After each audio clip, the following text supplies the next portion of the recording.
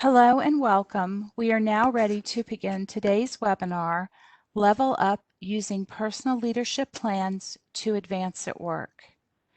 My name is Ann Redler, and I am a Senior Program Director with the Rutgers School of Management and Labor Relations Center for HR and Leadership Development. I will be your host and moderator. Today's webinar will help set the stage for attendees to think about their own professional advancement by helping you to understand the importance of developing a personal leadership plan. This webinar is presented by the Rutgers School of Management and Labor Relations Center for HR and Leadership Development in collaboration with the Rutgers Center for Women in Work. The Center for HR and Leadership Development develops and delivers innovative learning and development solutions that strengthen and advance the workforce through a powerful combination of expert class instruction and peer interaction led by distinguished Rutgers faculty, thought leaders, and industry experts. The Center for Women in Work is a leader in research, education, and programs that promote economic and social equity for women workers, their families, and their communities. As part of its multifaceted research and policy work, the Center for Women in Work addresses women's advancement in the workplace, conducts cutting-edge research on successful public and workplace policies, provides technical assistance and programs for educators, industry, and governments, and engages issues that directly affect the living standards of New Jersey's and the nation's working families. The webinar is scheduled for 45 minutes and is being recorded. Participants are muted. Please submit any questions in the question box or the chat box. We will leave time at the end for Q&A. Please make sure to submit your questions to the presenters and host. Now it is my pleasure to introduce our speakers. Glenda Garcia Rivera is the Director of Professional Development and Training at the Center for Women in Work at the Rutgers School of Management and Labor Relations. Glenda's work focuses on issues of equity and diversity in education and corporate industries through professional development, leadership training, curriculum development, student programming, and provision of technical assistance. Dr. Lubna Raji is a certified executive and performance coach, adjunct faculty, and neuroscientist. She is the director at the Rutgers School of Management and Labor Relations Center for HR and Leadership Development. She supports corporate clients with the design and development of leadership training programs. Thank you both for being here. Lubna, over to you. Thank you, Anne. And good morning, everyone, and thank you for being here. I would like to start this morning in an email I received from the Middlesex County Regional Chamber of Commerce about staying positive. The quote is from Olympic champion Wilma Rudolph, and it says, when the sun is shining, I can do anything. No mountain is too high, no trouble too difficult to overcome. So I just want this to be a reminder for all of us to stay positive and to show gratitude every single day, even during challenging times like these. So again, thank you so much for joining us today. You could be anywhere else, but you chose to be with us. So I acknowledge you for investing time in yourself. And like some of you, like many of you know, actually, we've been offering those weekly webinars for exactly 2 months now. And some of you have been attending very regularly. So thank you for that. So today we will be talking about how to use your personal leadership plan to advance at work. And here's another quote by Nethra Murali, who's a financial analyst at Boeing Commercial Aviation. You are the CEO of your life. You have the power to stage and compose it the way you want it to be. So before we dive in into our subject, I would like to share some market research data and statistics about women in S&P 500 companies. When you look at the pyramid, you will notice that as women move up the ladder, the percentage goes down. So basically, there are about 37% women at the entry and mid-level management level. There are about 26% women who are senior managers and executives. And when you look at the board seats, women represent only 21%. Women also represent only 11% of top earners. And we only have about 6% women who are CEOs. So today's webinar objectives are the following. You will learn how to identify barriers that exist for women in today's marketplace. You will recognize your why and how to connect it to your own vision, statement, and overall goals. And we will cover how to develop a leadership plan framework for yourself. Glenda, over to you. Thank you, Lubna. Good morning, everyone. It's a pleasure to be here with you all this morning. And thank you, Lubna, for your opening quote. I think it's really symbolic that today the sun is shining really brightly. So we're going to take all of this head on. Before we get into all we have to discuss today, we want to think about putting everything into perspective, right? We want to, I've been at the Center for Women in Work for 12 years. I get a lot of questions like, why are we still talking about this, right? Like, why is this still an issue? Or hasn't that changed? Or haven't you all gotten enough so far, right? So, you know, when thinking about this, we want to think about sometimes the more things change, the more they stay the same, right? As we are seeing by lots of events happening in our country, we see that history repeats itself. And so we do want to focus on some of those positive changes. We still have a lot of work to do, though, as Lubna's last slide showed, in leadership positions in almost every industry. That specific slide spoke to corporate America specifically, but almost every industry has less than almost 30% women represented in their leadership roles, even if those industries are dominated by women, like healthcare and education. So we want to think about what are some of those positive strides that we've made, right? What has changed in the last 30 years? I got this information. I was on a really great webinar a couple of weeks ago with Sally Helgeson, who is a premier author in women's leadership and speaker.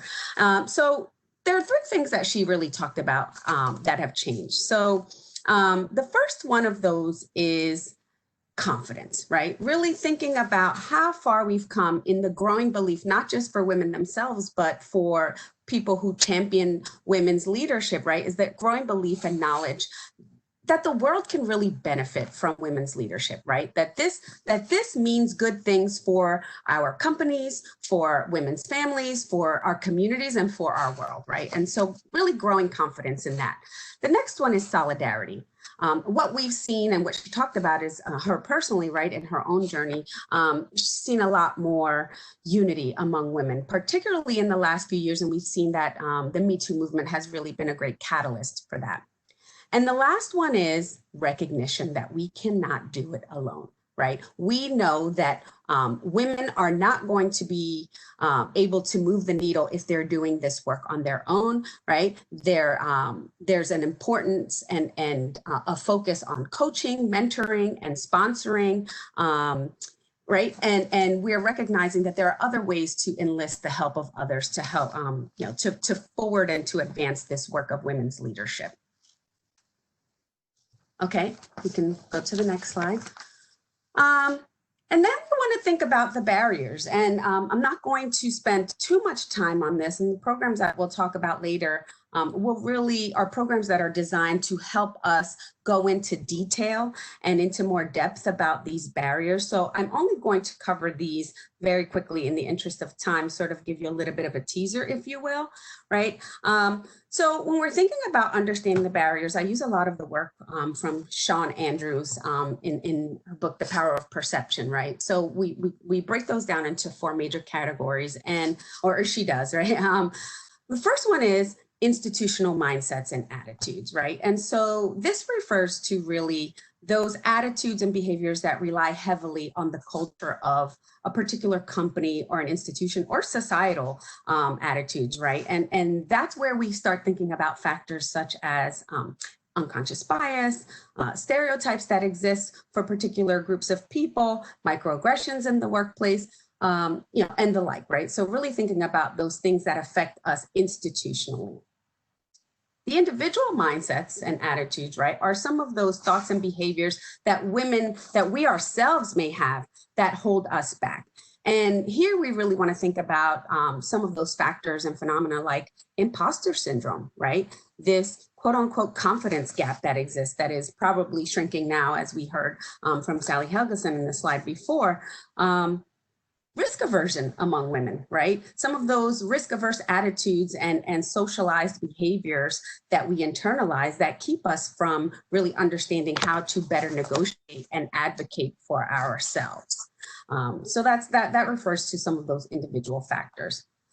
The third one is those structural barriers. And here we're really looking at those policies and procedures, practices that are put into place in workplaces, in organizations that are really prohibitive, right? And that really cause very real barriers for women in their actual workplaces. So we're looking at corporate policies and organizational practices that are put into place. We're looking at lack of access to informal networks and things of that, lack of access to mentors or sponsors that really look like us or are really there to champion women's leadership.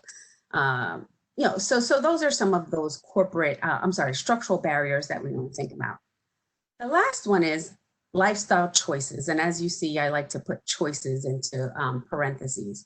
The main one that comes to mind when we think about lifestyle choices is this whole concept of work-life balance, right? Work-life issues, which are generally for years have been framed as women's issues. And we know now, right, that those are not just women's issues, but because they've been framed that way, they've really impacted women in greater ways, right? And so family responsibilities, generational impacts, all of those things fall under this category of lifestyle choices. So it's really important to lay the foundation when we're doing this type of work to think about these barriers, right? Because if we don't understand the root cause, we can't really get to how to address the problem. So some of the work that we're going to talk about later on is really going to focus on that number 2, right? That individual mindset and attitude. So again, in the interest of time, we're going to kind of try to move through some of those as quickly and succinctly as we can. I'm going to turn it back over to Lubna. Thank you, Glenda. Okay, so when we think about developing our goals and thinking about what we're trying to achieve, usually the first thought is, how am I going to do it? What am I supposed to do? However, the best way to think about it is to start with the why. Okay, there's a great TEDx talk by Simon Sinek on how great leaders inspire. They start with the why. Why are we doing what we're doing? What are you passionate about? What motivates you? What's your purpose in life? These are bigger questions, right? Your career is part of your life. So it's very important to have a why. What impact do you want to make at work, in your life? How do you want to impact others? And how do you want to be remembered? All right. So the why is the first question to address. And then we have the how and the what, and sometimes there can be some overlap. So before developing those goals, you need to have a short-term vision. A short-term vision can go from 3 months to a year. Then you can have a long-term vision, 3+ years, 5+ years and over. We need to know where we're heading before developing any plan, okay? And you need to ask yourself, do I have a career plan? Do I have a life plan that aligns with my why?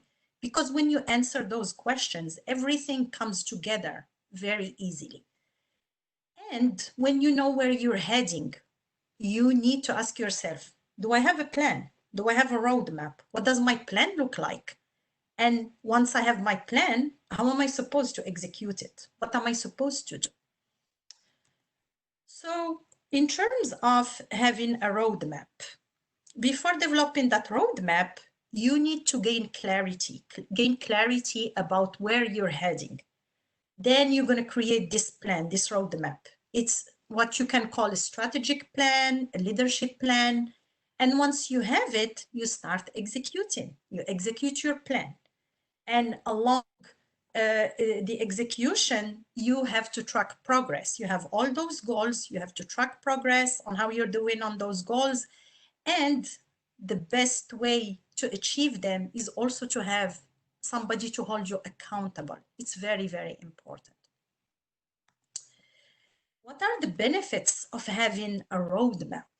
So if you look at where you are and where you're heading and you start doing what you call a gap analysis, you might realize that there are some skills you still need to gain. So by having a clear roadmap, you will be able to decide which practical skills you want to gain. So you have a roadmap, you gain practical skills, you gain confidence also. You gain confidence to communicate effectively.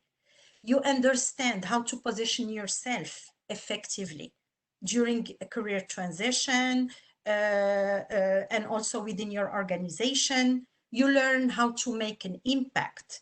You learn how to work under pressure and how to handle it. And also, you learn how to deal with difficult colleagues and challenging situations. Glenda? So speaking of working under pressure and handling challenges and complications, right? That's a really good lead in to think about why this might be a good time to start thinking about your own plan, right? I heard a really good analogy a while back is that we are all going through the same storm, but we don't all have the same boat. Right. And so, thinking about whatever boat you have or however this particular storm of this pandemic, and now with everything that's going on with the civil unrest in this country and tensions being just so high, right? We want to also do a lot of that self-work. And this plan right here is really a good time and a good opportunity to start thinking about, how do I start that self-work? How do I start thinking about what's important to me? What is my why? As Lubna said, I can't think of any better time than to think about what is my why. Right now is a really important time where we're forced to really look at these existential questions in ways that we've never had before, or some of us have never had to. Right. So this is a good time because maybe you've been let go from your job, whether you've been laid off or furloughed, right? And now you're looking for something new. Maybe you've realized that during this time that the industry that you're in or the company, right? Maybe it's something that's always been in the back of your mind. And now this has really brought this to the forefront that this job, this company that you're at, whatever it is, however, maybe they've handled the pandemic or your industry, it's not for you any longer. You're realizing that you're not really happy with this current situation and that you want to make some changes. Or maybe you really do love your job, right? Or your company. And now you want to start taking some actionable steps to really think about your own personal and professional growth in this space, right? So I think that this is a really good opportunity to kind of take on some of that. Okay, next. Am I able to advance, Lubna? Or no, that has to come. Okay. So how do we begin thinking about laying this out? The personal leadership plan framework is really simple. We have broken it down into 3 steps. The first one, and we'll go through each one of them, but really first one is really identifying those core values and guiding principles. The second one is about writing your own vision statement. And then we talk about setting some personal and professional goals and objectives. So this first part, right? You all work for companies that have core values. Maybe they're up on the wall somewhere. Maybe they're in, I'm sure they're on the website or whatever. Each company handles these differently in terms of how deeply embedded they are in the organization. But maybe you've never thought about this for yourself, right? And so companies will call them core values. For us as individuals, we like to call them guiding principles, right? So you're really thinking about, in this first step, identifying your own guiding principles. What are those principles that are really important to you, that are going to guide you through any and every situation, right? These should really reflect the leadership values that you hold dear, right? And things that you, they could be things that you wish to attain for yourself. Maybe you don't feel like you've mastered some of them just yet, but there are things that you particularly want to work on, right? Important to know that these are not subject to change significantly over time, right? The guiding principles are really those things that kind of remain sort of, if you think about the pillars of your plan, right? All right, they will also serve to guide you through any circumstance, right? It doesn't matter if you are in this job now or in a particular job 10 years from now. It doesn't change regardless of what your goals are or what type of work you're doing or the organization that you're doing it in. These principles really kind of remain the same for the most part. Again, we can kind of tweak them and adapt them, and we expand on some of them, but for the most part, they stay pretty static. And these are going to serve as some keywords and concepts for creating your own vision statement, which is then going to help you really think about some of those goals and objectives. So after you've talked about and you've really worked out for yourself those guiding principles, we then use those as a stepping stone to creating our own personal vision statement. And you may have referred to this or seen this referred to as also career mission statements or career vision statements, right? But what this is really a personal statement, right? A summary of what is the ultimate career goal you want to accomplish, right? What are some of those key attributes for that, right? And that could be anything from becoming a top engineer at your company or a team lead in your department, right? Or being the first female CEO of a particular company, right? But what's really important is that we know that developing a clear career statement can help you establish that path for moving forward, right? That path towards the final goal that's going to help you navigate some of those career challenges you're going to encounter along the way, those changes in job market and professional success that you're going to, right? It's really going to help you we're looking at the bigger picture when we think about this vision statement. And where we talked about guiding principles as sort of the pillars, right? Like they stay static. The vision statement is something that can change, right? It's a little bit more, it fluctuates a little bit more based on where you are in your life and where you think you want to be in the next 6 months to a year or what have you.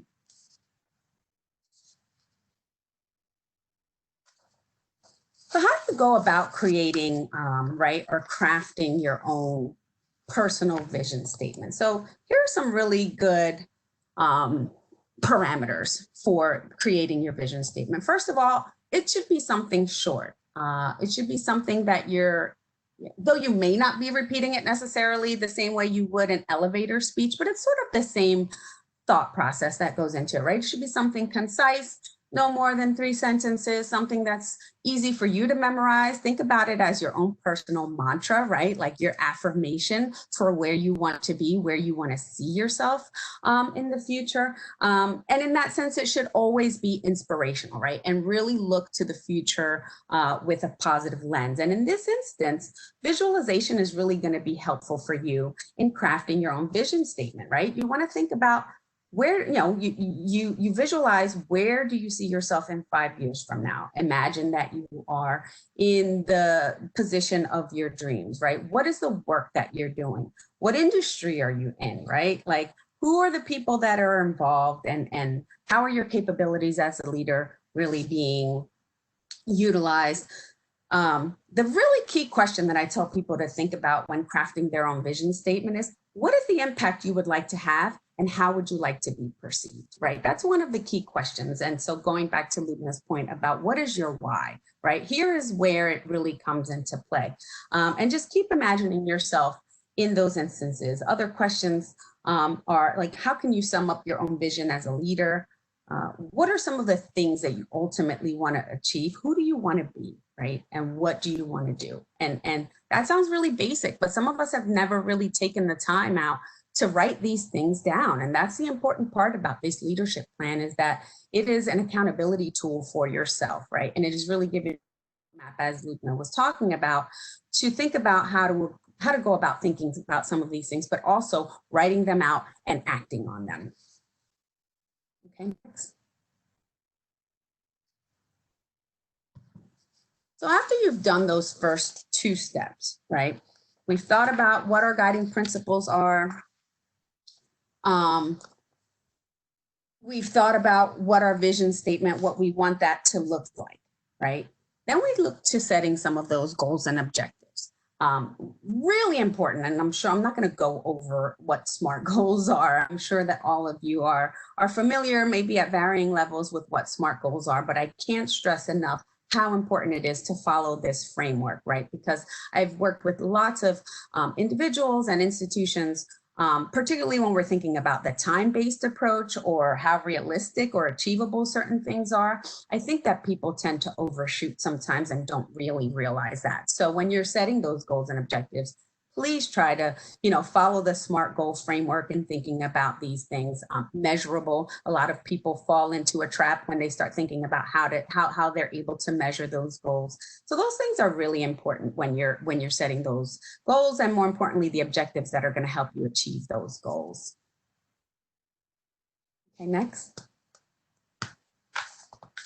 Next. All right. When we're doing these leadership plans, we try to have folks really think about 3 levels of goal setting, right? So we want to think about some of those short-term goals. Those short-term goals are going to be within 1 year, right? Anything that you want to do in 3 to 6 months, 9 months, right? Those are considered those short-term goals, next couple of weeks. But anything within that 1 year period is really considered a short-term goal, even though it doesn't necessarily feel like one, especially if it's a year within a pandemic, right? That year, that may feel like a really long time off. But it's still within a year is about a short-term goal, considered a short-term goal. Then we move to the intermediate. We're thinking about that 1 to 3 years. And anything over 3 years is considered a long-term goal. And it's really important here. Again, I'm going to just stress again, accountability. Right? Accountability is key, and it's where most people fall off. If you have started this process today and in 3 years you're still going along with your goal setting and planning, that is amazing. But I have seen, that people hear about this with New Year's resolutions, right? Like all of those types of things. The accountability piece, and especially if it's only yourself, right? If you are the one who is responsible for holding yourself accountable, that's a lot harder. So, I love to say, and it's really overused, right? But if you fail to plan, then you plan to fail, right? And here's where it's really true. So having those goals that are clearly defined and measurable are really going to help you track your progress or lack thereof, right? And help you figure out where along the way you need to refocus and really need to pivot.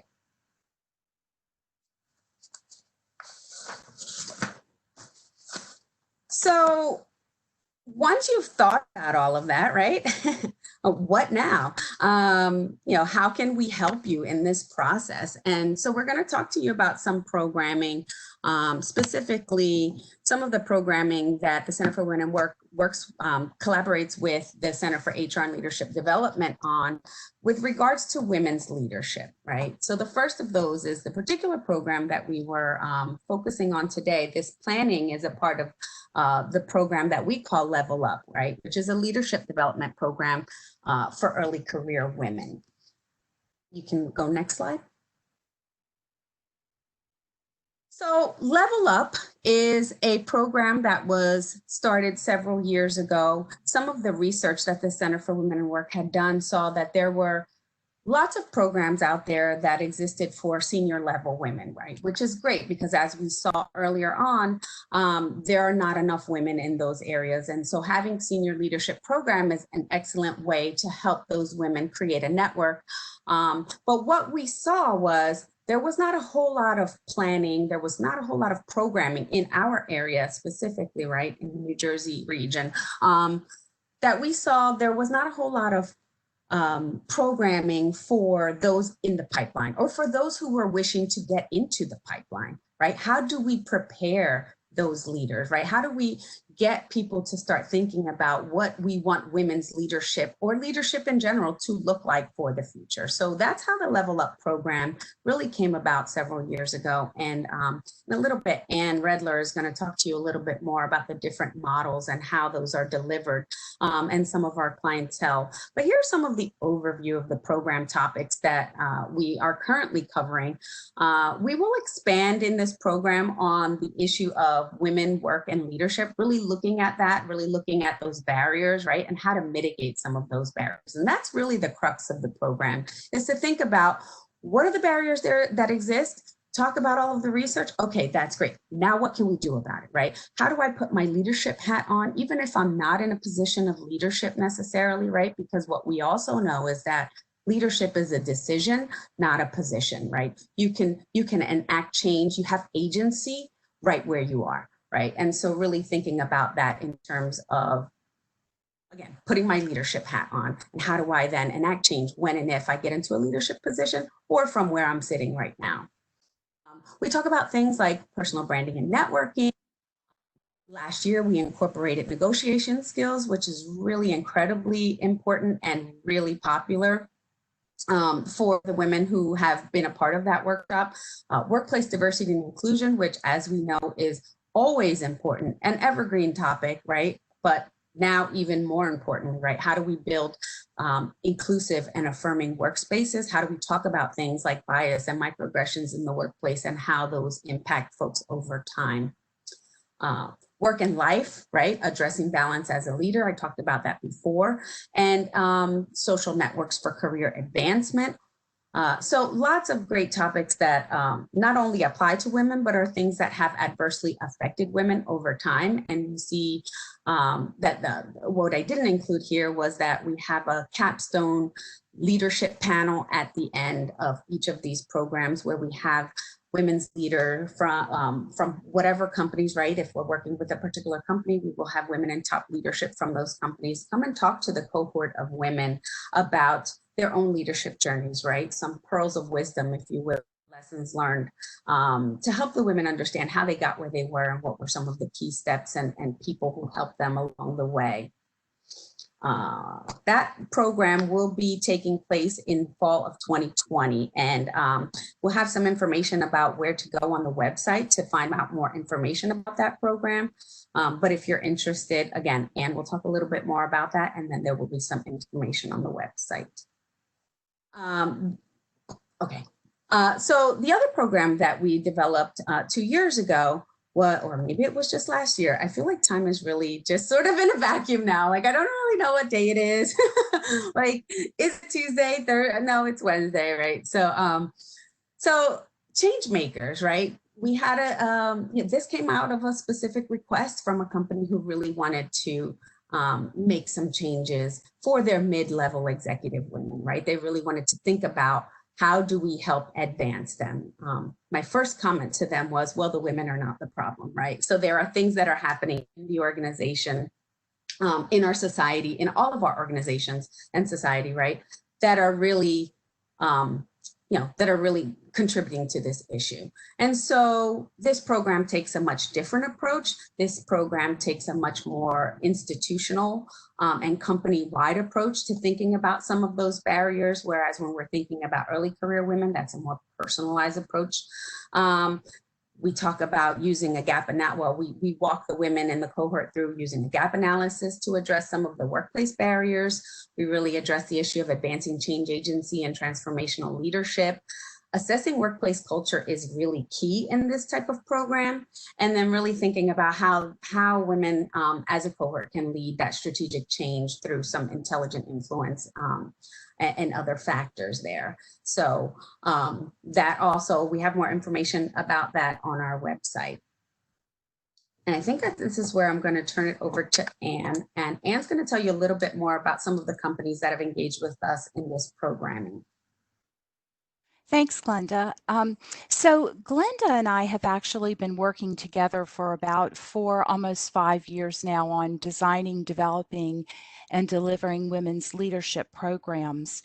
And the one program that Glenda mentioned earlier was the Leadership Development for Early Career Women, which we just recently delivered to Provident Bank. And I'd like to read a quote to you that came from Provident Bank so you can hear about the value that was perceived in the delivery of this program. The Leadership Development for Early Career Women program delivers innovative content focused on identifying and nurturing the strengths and talents of high potential women striving to excel as leaders in their organizations. The course instructors discuss relevant, thought-provoking, and actionable topics in an environment that fosters frank and constructive dialogue among participants. And this was by Bernadette Macco, who is the Provident Women Program Director. So we've also delivered this program to a variety of industries. And one of our first clients that we worked with was a major hospital system within New Jersey. And they gave us a cohort of nurse managers. And as Glenda mentioned at the end, we have a capstone panel, which was comprised of women leaders from within the organizations. And one of the panelists was their vice president of patient satisfaction, who prior to coming to this healthcare system was an admiral in the Navy. And she became our biggest supporter in this program and asked if we could bring this cohort back together 3 months out after they had finished the program. And the reason why I think this is so important is that the entire cohort came together. All of the C-level women administrators came to that meeting, and we went around the room, and almost everyone who had developed their personal leadership plan had decided to go for their master's in nursing or had gone on to get a certificate program. So we really feel like this program brings so much value. We also, subsequent to that, developed our mid-level career women's program, and I'd like to read a quote to you from LG Electronics. LG Electronics partnered with Rutgers University to initiate an inaugural Women's Affinity program. Several professors facilitated intensive workshops, panel discussions in the areas of leadership, change management, organizational readiness, and interactive discussion for future planning of instituting a number of other affinity groups. In our company, the partnership continues to be a very instrumental vehicle for LG to organize ourselves around this major cultural shift, and we could not have done it without Rutgers.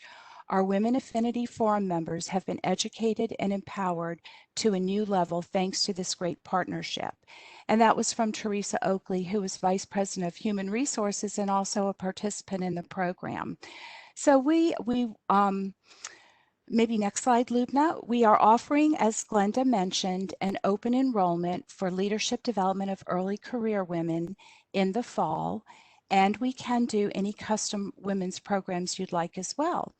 So from our department, the Center for HR and Leadership Development, in addition to our leadership development for early career women in the fall, we will also be offering HR for the Fourth Industrial Revolution. This is a certificate program, and we have moved it to a virtual format.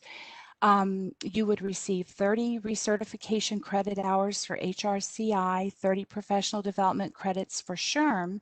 You may also receive a 3-credit elective course waiver towards a Master's in Human Resource Management degree from Rutgers University School of Management and Labor Relations, and that master's program is also offered 100% online.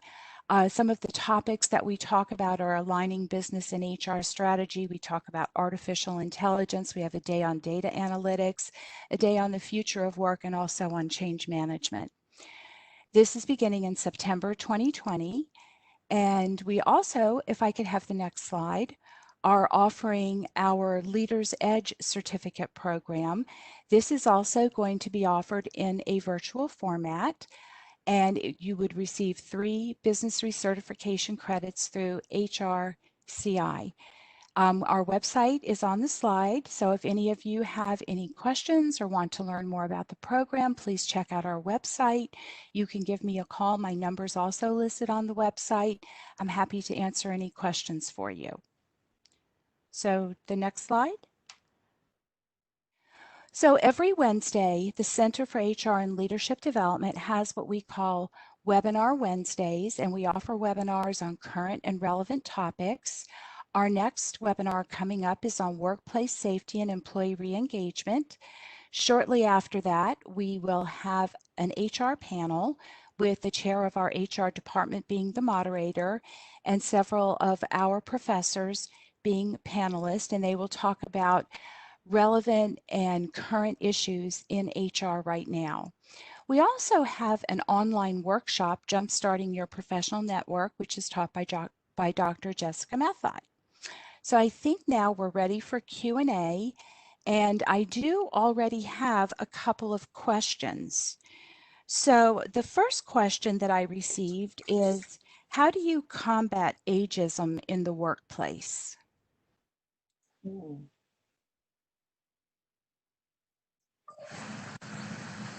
Hi. And we've had some discussions about this. Yes, we have. You know, and I don't know if you want to speak to any of this. I don't want you to feel like you're not able to talk to this. Me personally, I think it also depends on people's own personal personalities. I mean, right? I'm often a very direct individual, and so I would probably directly ask people about whatever it is, whatever ism it is at hand, right? I would, I'm also someone who's engaged in this work. So I feel like I may be a little bit more, I have a few more tools than others, right? But I think that in any situation, right, some conversations are really difficult, just head on, right? Just having an honest conversation with whomever it is. And by conversation is not the same as confrontation, right? Letting folks know how things are impacting you. Well, you know, however the ageism looks, right? I'm not sure what this person necessarily means, right? I would want to have a specific conversation with whomever was making me feel a particular way or whatever. But a lot of times the work that you do speaks for itself, right? And I think that that's really important, right? It's important for you to make sure that your work is speaking for itself also. And in that sense, a lot of times being older does come come in handy because you have many more years of experience and a rich array of background and experiences that you can bring to the workplace. And I would highlight some of those. Can I just add something, Glenda? Absolutely.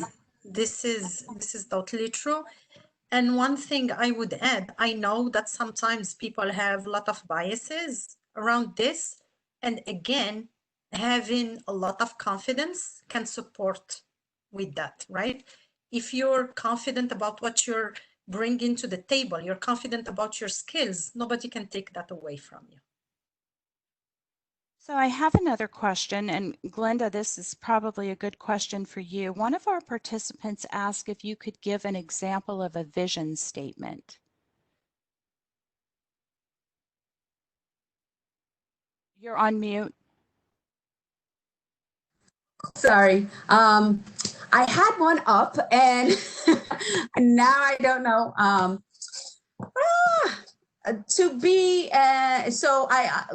can't think of the exact wording of mine, but several years ago I was in, before our center did some restructuring and the way that we approach certain areas of work, we had changed. I was the associate director of education and career development.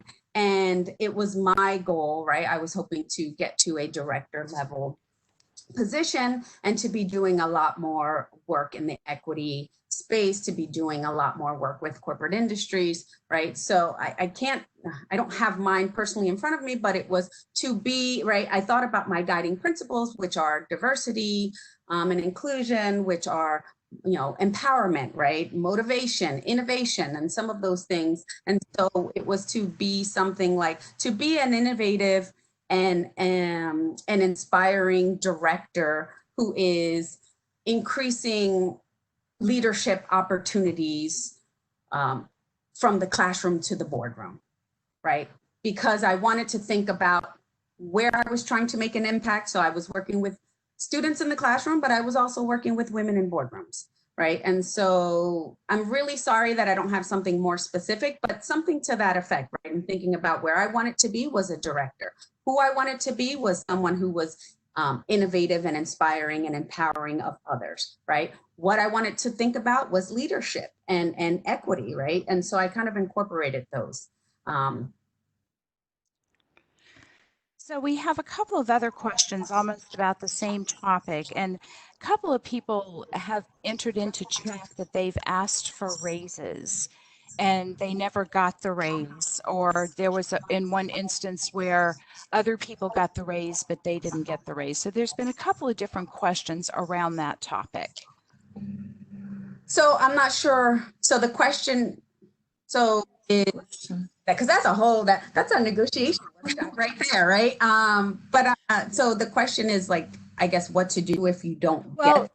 Right. One person was promised a raise and never received it. Another person asked for a raise and everyone around her got it, but she didn't receive the raise. So there's just been a couple of different questions about asking for a raise when it never transpired.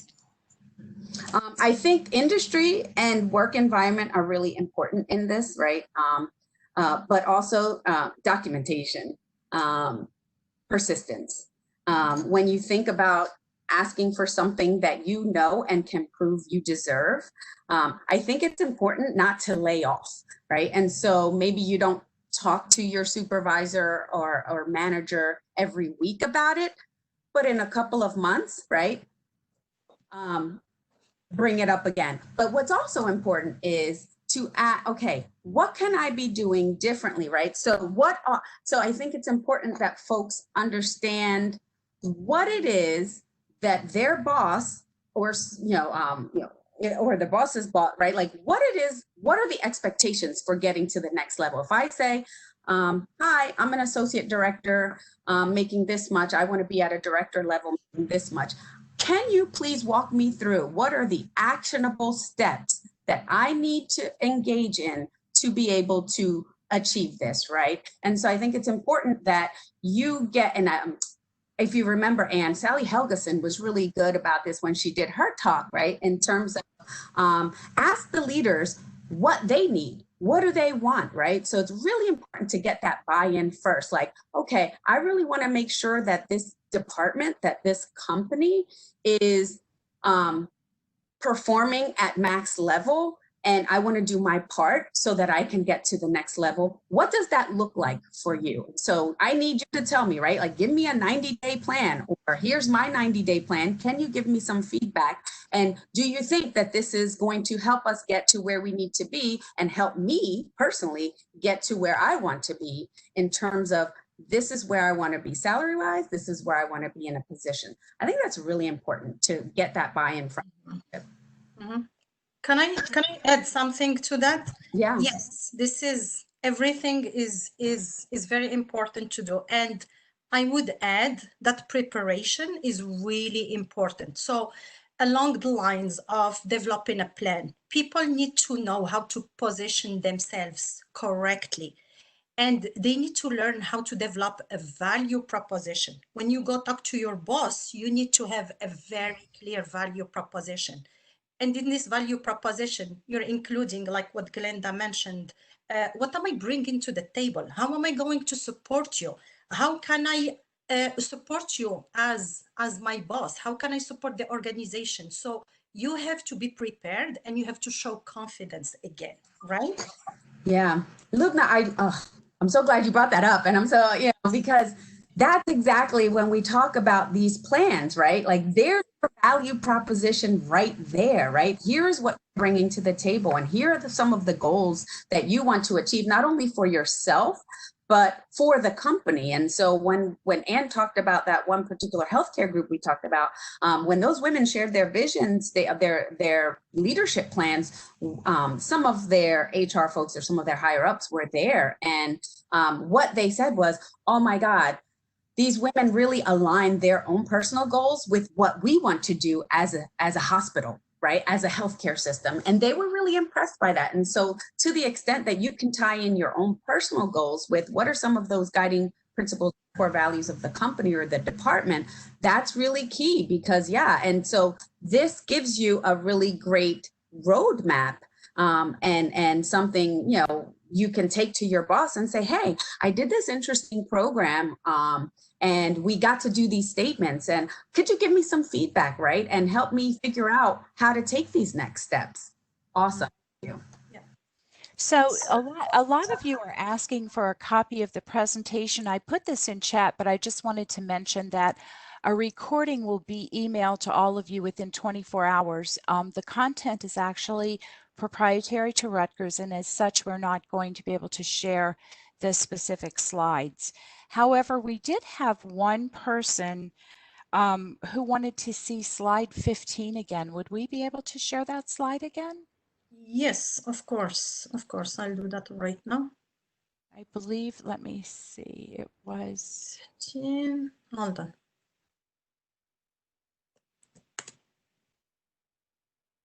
Here.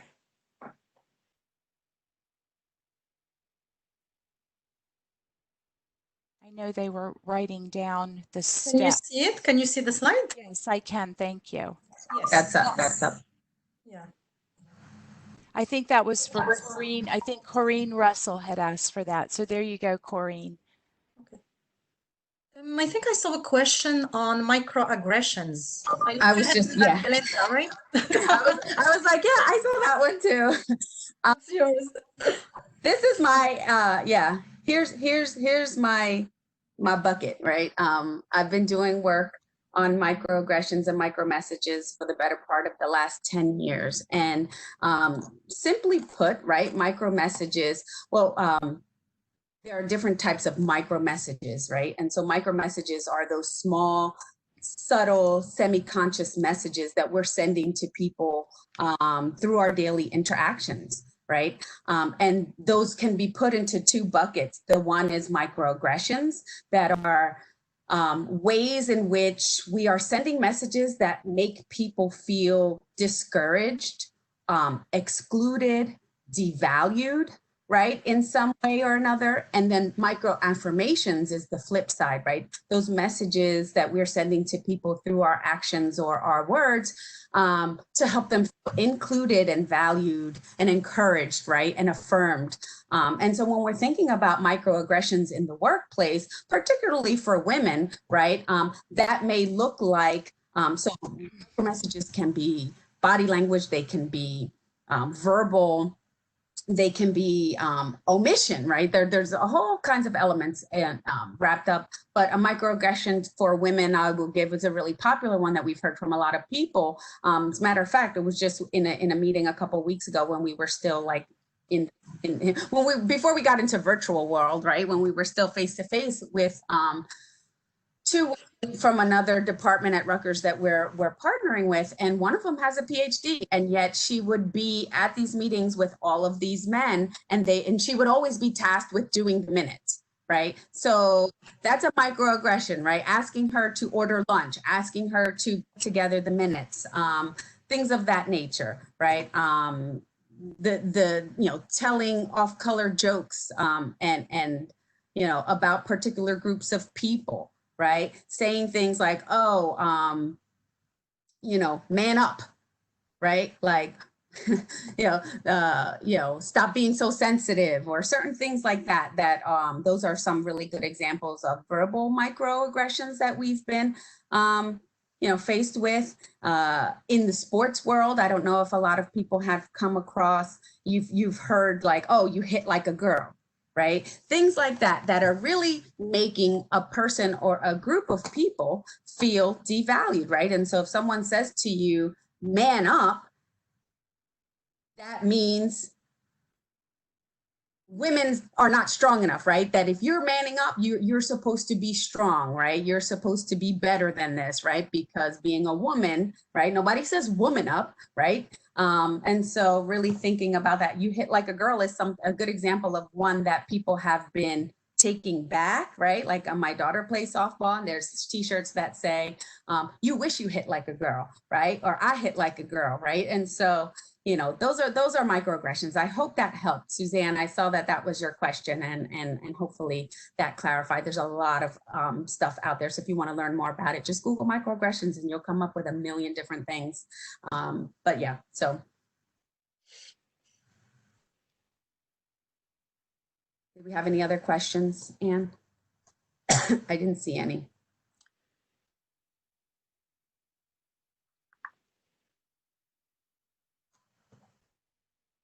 Yes.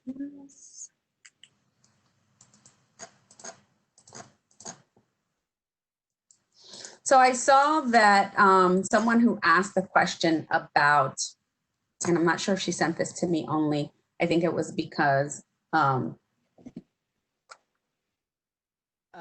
it was about, I think it was about the salary question or the raise question. I should mention when I try to discuss this, he becomes agitated and this scares me. I find it hard to speak when he gets this way. And you can share this message with all.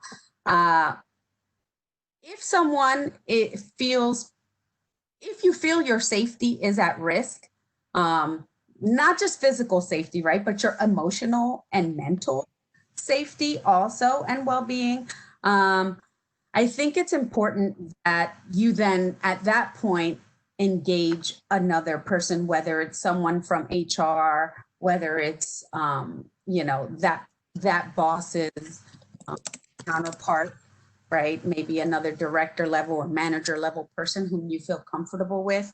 Or perhaps you put things in writing, right? You don't always have to have these face-to-face conversations. If those don't feel brave, I mean, if you don't feel safe, right? If those don't feel safe for you. And so that's my suggestion, right? I would bring someone else in, or I would put it in writing and kind of go to them, because you can always go through the chain of command and then, you know, okay. So I get the question. That was my question about my CEO and basis with his family. Oh, okay. I'm HR.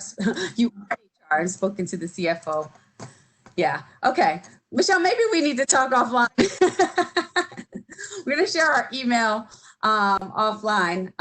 That sounds a little bit, yeah, it sounds a little bit more contentious than what we could really get into here. So I'd be happy to talk to you a little bit more about that. Lubna, I'm not sure if you would have any other input that you wanted to share. No, that's great. You covered everything. Thank you. Okay.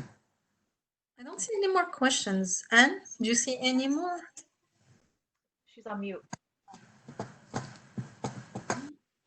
Yeah, I don't see. Yeah. Anne's on mute. Gretchen has one, I think. Leadership when you are not. Oh. So I'm yeah, sorry. so I'm sorry. I Gretchen- was on mute. There's one other question here. Yes. Are there workshops or certificate programs that address the various generations of people in the workforce and how to handle these cross-generational conversations? Yes, we definitely have a 3-hour session or a 2-hour virtual session that we can do on the multi-generational workforce. And you can get in touch with us. I can I'll put my email in the chat.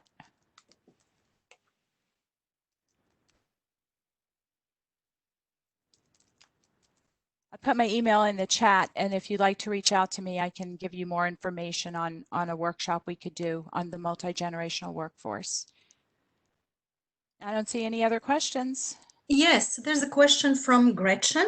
What are examples of leadership when you are not in a leadership position? Okay, this is a great question. Sometimes people can be confused about what's a leader versus a manager. Sometimes you have managers who are great leaders, and sometimes you have people who are not even in management positions, but can be great leaders, right? A leader is actually someone you want to be around. It's someone who inspires you. It's someone you want to be following, someone you want to invite to specific meetings. Okay, so you're someone who's confident, someone who takes more initiatives to advance themselves, to advance the organization. So that's how I would describe it.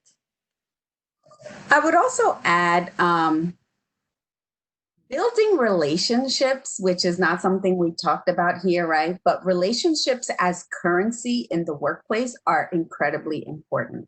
And not all of us are people, right? Like I recognize it's taken me a long time to get to the fact that I'm a people person, but everybody's not a people person, right? But I know how important some of those relationships, even informal relationships, a very quick conversation in the elevator, you know, making sure that you just kind of know all of the players in your workplace. That's a, you know, and listening to people, asking people, right? Like direct connections, making people feel seen, no matter who you are, where you sit, literally and figuratively, is key, right? And so if I see, you know, Jessica or, you know, Janine in the hallway, and I know that their kid broke their, oh my God, how's your son, right? Like, how's his arm? Right? It's just certain things. Making people feel seen is key. And that is the first, for me anyway, for my leadership practice, that's the first step in leadership right there, is making people know, feel affirmed, and that you see them. Yeah. Yes. Okay.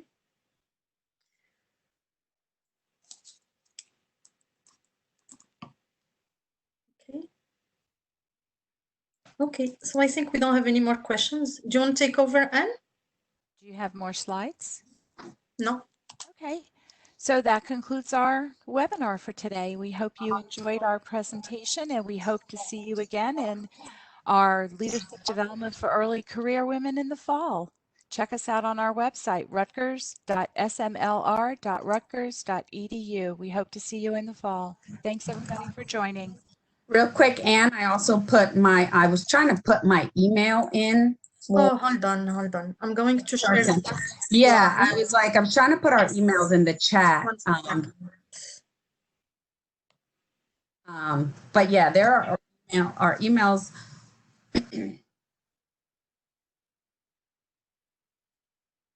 You can go to the website and find all of us also. So if you snap this, but if you don't, if you just go to similar, you can find all of us there. Thank you all.